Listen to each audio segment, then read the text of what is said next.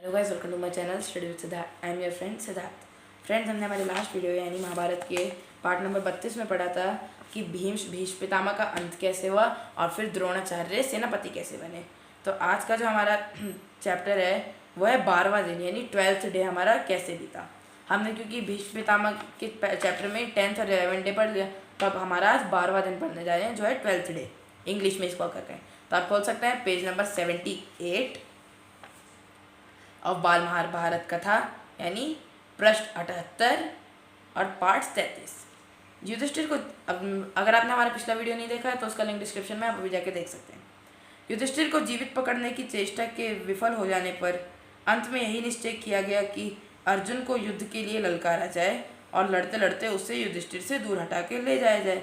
मतलब युधिष्ठिर को जीवित पकड़ने का जो चेष्टा थी वो विफल हो गई, तो अब यही निश्चय किया उन लोगों ने, कौरवों ने, कि अर्जुन को युद्ध के लिए ललकारा जाए और लड़ते लड़ते उससे युधिष्ठिर को दूर हटाकर ले जाए। युद्ध का 12वां दिन था। बहुत ही भयानक लड़ाई हो रही थी, बहुत खतरनाक लड़ाई हो रही थी। आचार्य द्रोण ने युधिष्ठिर को जीवित पकड़ने की कई बार चेष्टा की पर असफल रहे। वो उन्होंने बहुत बार कोशिश करी पर नहीं पकड़ पा रहे थे। भगदत्त के हाथी ने भीमसेन को मार दिया। यह शोर सुन के युधिष्ठिर ने भी विश्वास कर लिया, ये झूठ था पर युधिष्ठिर ने विश्वास कर लिया कि भीमसेन सचमुच ही मारा गया होगा। ये सोचकर उन्होंने अपने वीरों को आज्ञा दी कि वे भगदत्त पर हमला कर दें। अब ये सोच के उन्होंने अपने वीरों को आज्ञा दे दी कि भगदत्त पे हमला कर दें। युधिष्ठिर द्वारा भेजी गई कुमुक आ पहुंची थी और वृद्ध भगदत्त को चारों तरफ से पांडव वीरों ने घेर लिया था। उधर दूर अर्जुन संशप्तकों से लड़ रहा था। ठीक है, एक तरफ भगदत्त को चारों तरफ से घेर लिया और उधर दूर अर्जुन संशप्तकों से लड़ रहा था। क्या दोबारा प्रोनाउंस कीजिए, संशप्तकों से। फिर वो उनसे लड़ रहा था। अर्जुन के पहुंचते ही पांडवों की सेना में नया उत्साह आ गया। अर्जुन के वहां पे आते ही पांडवों की सेना में फिर से नया उत्साह आ गया। हाथी पर सवार भगदत्त ने अर्जुन और श्री कृष्ण दोनों पर ही बाण बरसाने शुरू किए। हाथी पर सवार भगदत्त ने अर्जुन और श्री कृष्ण दोनों पर बाण बरसाने शुरू किए। भगदत्त ने एक तोमर अर्जुन पर चलाया। तोमर अर्जुन के मुकुट पर जा लगा। उसने एक बाण अर्जुन के मुकुट पे लगाया तोमर, और वो मतलब अर्जुन पे चला, अर्जुन के मुकुट पे जाके लगा। इससे अर्जुन को बड़ा क्रोध आया। उसने अपना मुकुट संभाल कर रख लिया और बोला, भगदत्त, अब इस संसार को अंतिम बार अच्छी तरह देख लो। अब अर्जुन का क्रोध बहुत हो गया। वो बोला कि इस संसार को अब एक बार अच्छे से आखिरी तरह देख लो।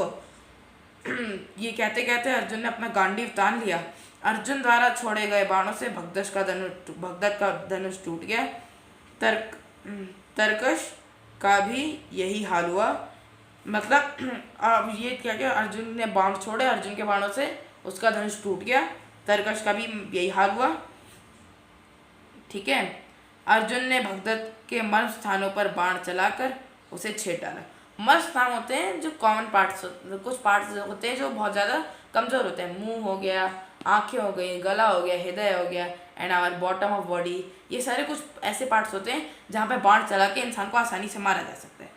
तो इसके बाद अर्जुन के तेज बाणों से भगदत्त की आंखों के ऊपर बंधी हुई रेशम की पट्टी कट गई, जो उसके आंखों के ऊपर लटक आने वाली चमड़ी को ऊपर उठाए रखती थी। मतलब उसके आंखों पे ऐसे चमड़ी जो होती लटक आके रखती थी। उधर एक रेशम का धागा बांधा हुआ था जिससे वो लटकती नहीं थी।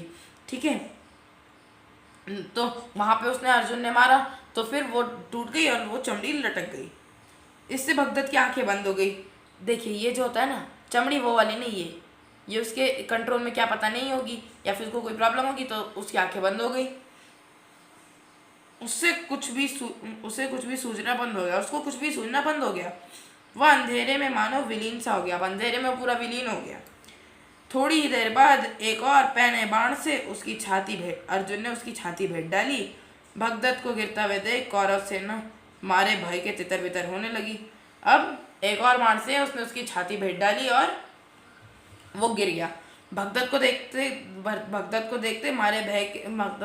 गिरते देख मारे भय के पूरी कौरव सेना तितर बितर हो गई। किंतु शकुनी के दो भाई वृषक और अचक तब भी विचलित ना हुए। शकुनी के दो भाई क्या नाम बताए?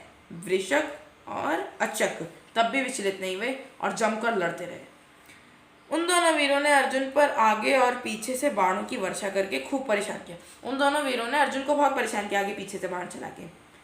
अर्जुन ने थोड़ी देर बाद उन दोनों के रथों पर तहस नहस कर दिया। बस अर्जुन को जो परेशान करेगा मानो मर गया।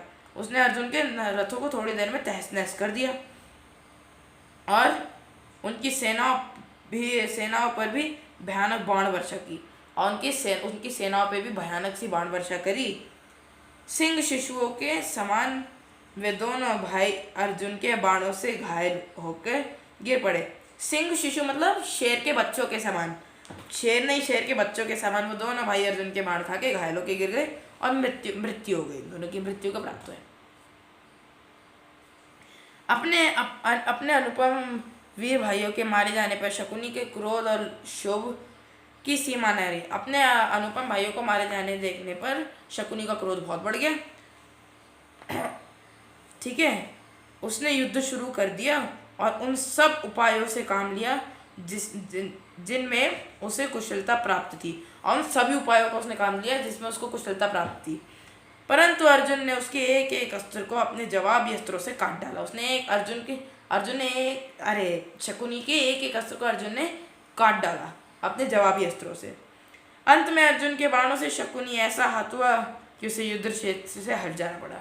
अब उसको ऐसा घायल हुआ कि उसको युद्ध क्षेत्र से हटाना पड़ा। इसके बाद तो पांडवों की सेना द्रोणाचार्य की सेना पर टूट पड़ी। अब पांडवों की सेना द्रोणाचार्य की सेना पर टूट पड़ी। असंख्य वीर खेत रहे, मतलब असंख्य वीर मारे गए। खून की नदियां सी बहने लगी, इतना खून बहा था वहाँ पे। अभी भी आप देखोगे ना, वहाँ पे कुरुक्षेत्र की मिट्टी लाल है खून की वजह से। थोड़ी देर बाद सूर्य अस्त हुआ, फिर थोड़ी देर बाद सूर्य अस्त हुआ। अपनी सेना का यह हाल देख के द्रोणाचार्य ने लड़ाई बंद कर दी। दोनों पक्षों की सेनाएं अपने अपने डेरों की ओर चल दिया। इस प्रकार 12वें दिन का युद्ध समाप्त हुआ। ठीक है, तो ये था हमारा चैप्टर नंबर 33, 12वां दिन। ठीक है, अगर आपको वीडियो अच्छा लगा हो तो इसको लाइक, शेयर और सब्सक्राइब करें। कोई भी डाउट हो तो आप कमेंट सेक्शन में पूछ सकते हैं। देन आज के लिए इतना ही। जय हिंद, मिलते हैं नेक्स्ट वीडियो में।